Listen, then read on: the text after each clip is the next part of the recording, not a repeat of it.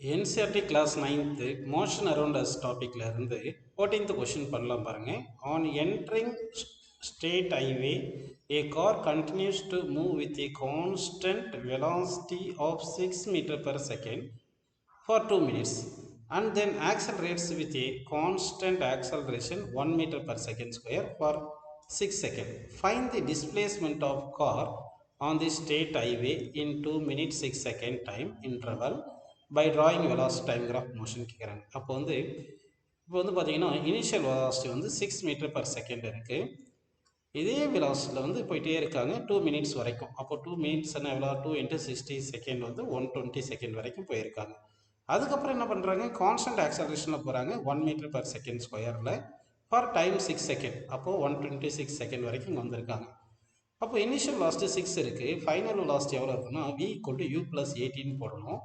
அப்போது u வந்து 6, a வந்து 1, டைம் வந்து 6 செகண்ட் வரைக்கும் ஆக்சலரேட் பண்ணியிருக்காங்க. அப்போது 6 × 1 6, 6 + 6 வந்து 12 மீட்டர் பர் செகண்ட்.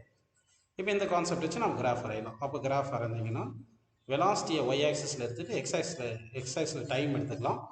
இப்போ வந்து 120 செகண்ட் வரைக்கும் நம்ம வந்து 6 மீட்டர் பர் செகண்ட் வெலாசிட்டியில் போயிட்டு இருக்கு. 6 மீட்டர் பர் செகண்ட் வெலாசிட்டியில் போயிட்டு இருக்கு. அப்போ பேரலல் டு டைம் ஆக்சிஸ் வரும், இப்படி வரும் கிராஃப். அதுக்கப்புறம் 126 செகண்ட் வரைக்கும், அதாவது 6 செகண்ட் வரைக்கும், 6 செகண்ட் வரைக்கும் பார்த்தீங்கன்னா ஆக்சலரேட் ஆகுது, வெலாசிட்டி இன்க்ரீஸ் ஆகுது. அதாவது 6 to 12 வருது. அப்போ 12 வருது. இந்த பாயிண்ட் வந்து 12 மீட்டர் பர் செகண்ட்னு எடுத்துக்கலாம்.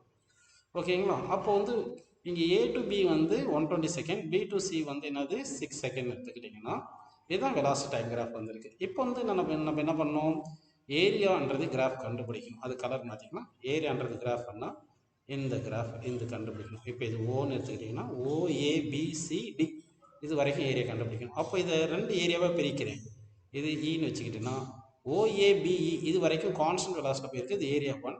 இது வந்து ஆக்சலரேஷனில் போயிருக்கு, ஏரியா 2. அப்போ ஏரியா 1 வந்து எவ்வளோ பார்த்தீங்கன்னா வந்து வெலாசிட்டி இன்ட்டு டைம் போடணும். ஏன்னா ஏரியா வந்து பிரெத் இன்ட்டு ஹைட்டு போட்டுக்கலாம். ஓகேங்களா? வெலாசிட்டி வந்து 6, பிரெத் வந்து 120 செகண்ட். ஸோ இது மல்டிப்ளை பண்ணால் 720 மீட்டர்னு கிடைக்கும்.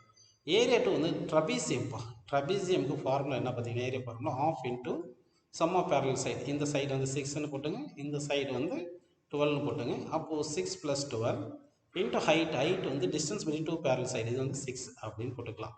அப்படி பண்ணிட்டீங்கன்னா இந்த 6 × 12 வந்து 18 வரும். 18/2 வந்து என்ன வருது, 9 வருது. 9 × 6 எவ்வளோ வருது, 54 வருது. அப்போ 54 மீட்டர் கிடைக்கும்.